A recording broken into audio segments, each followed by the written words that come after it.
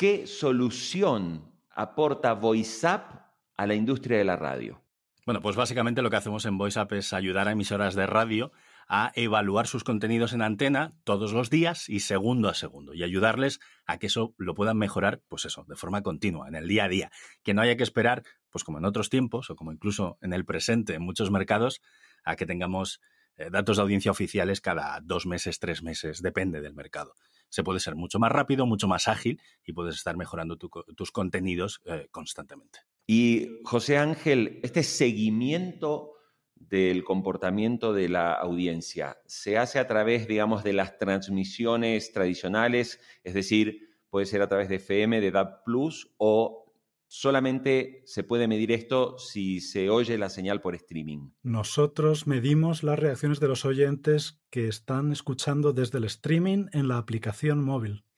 Entonces, el streaming normalmente es el mismo que el que se emite en FM y en DAB, solo que con el móvil todas las reacciones cuando entras, cuando sales, cuando subes el volumen, cuando bajas el volumen o cualquier otra reacción que hagas en esa aplicación queda registrada y todas las reacciones en conjunto de todos esos oyentes están medidos en la base de datos y correlacionados con el contenido que están emitiendo en ese momento. Y Tommy, justamente con esa evaluación que hacen segundo a segundo, ¿cuáles son los parámetros que determinan esa evaluación de contenidos? Es decir, ¿cómo sé, si yo que soy un radiodifusor y tengo un programa al aire en este momento, que VoiceUp va a saber que lo que estoy contando le está interesando más a la audiencia o no, o se me está yendo? O sea, ¿cómo lo hacen?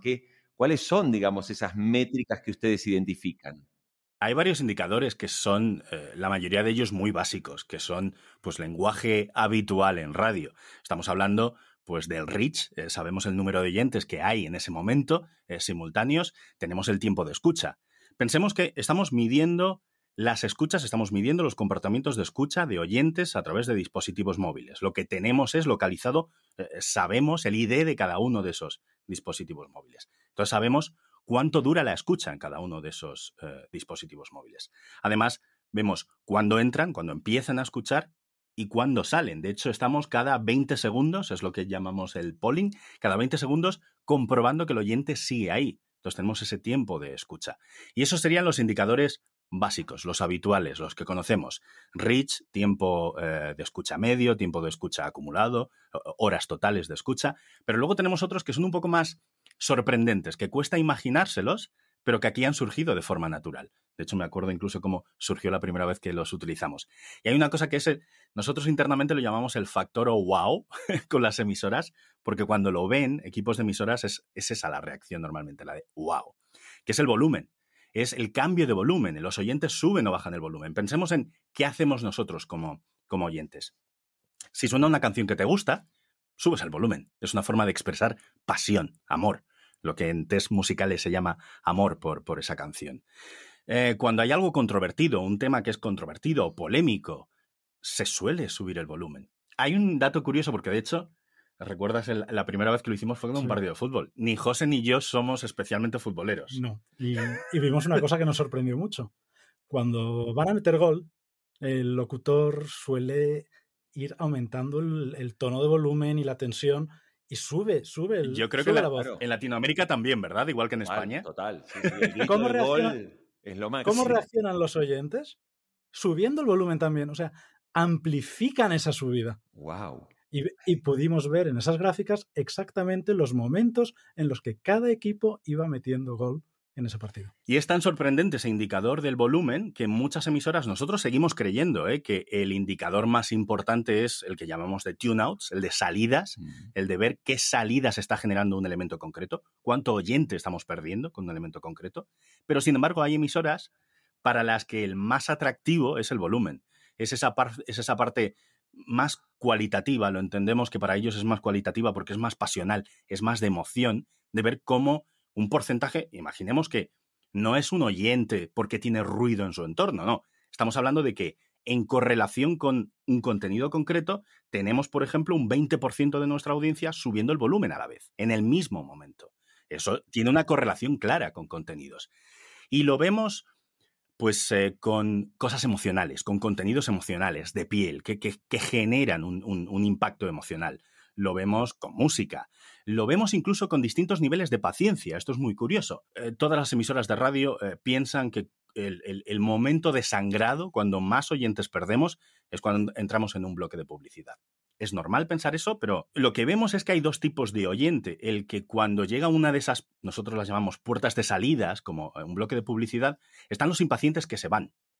Y están los pacientes, o es otro nivel de lealtad con la emisora, que no se van, bajan el volumen. Y es muy habitual, ¿eh? Un porcentaje importante de la audiencia, cuando llega la publicidad, baja el volumen, no se van, permanecen, luego subirán el volumen, pero su forma de expresar desengagement, desconexión con la emisora en ese momento, es bajando el volumen. Y José, en el caso de cuando hacen esta tarea de seguimiento, hay un dato que no es menor y tiene que ver con qué tasa o qué porcentaje de audiencia de una radio está realmente consumiendo la radio en formato en vivo a través del streaming. Los datos, por ejemplo, del RAJAR de Gran Bretaña hablan que más o menos es un 17% del total de la audiencia de radio que escucha la radio por streaming. En el caso de los clientes que tiene VoiceUp, ¿tienen mediciones aproximadas de lo que tienen los propios clientes medidos en qué porcentaje de audiencia está conectada con el streaming? La última vez que oímos estaba en torno al 15-20%, pero hace bastante tiempo.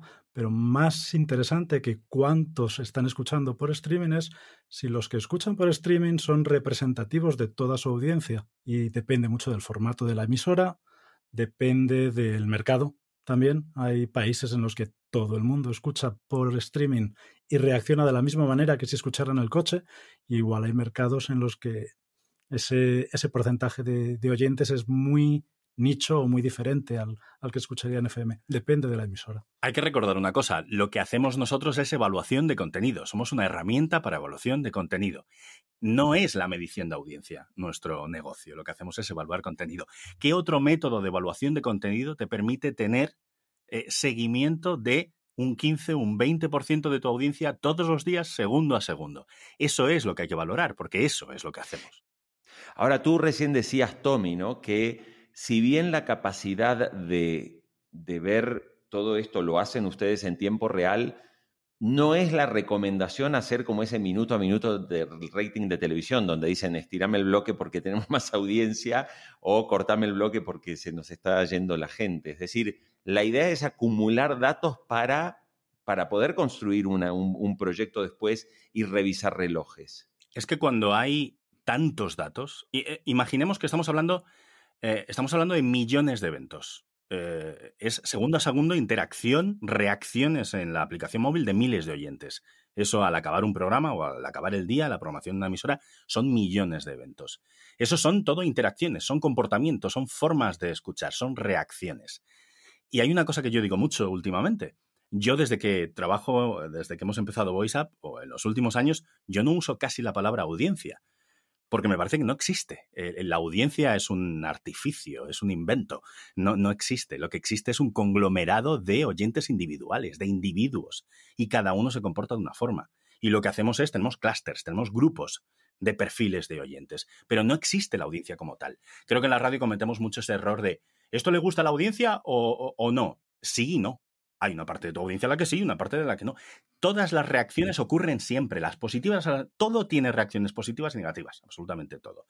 Y entonces nosotros lo que decimos es, no te precipites en la conclusión, porque es natural, es humano, le pasa a todo el mundo, a nosotros dos los primeros. Lo que mueve tus decisiones cuando quieres reaccionar así de rápido son tus miedos, tus inseguridades, tus obsesiones. Nos pasa a todos. Es muy natural. Y unas veces es por inseguridades y otras veces es por arrogancias, pero da igual, es igualmente un error. Entonces lo que decimos es, como datos hay muchísimos, averigua qué es lo que está pasando. Es decir, entiende los porqués. Esto no ha funcionado, eso no significa esto está condenado a no funcionar nunca más.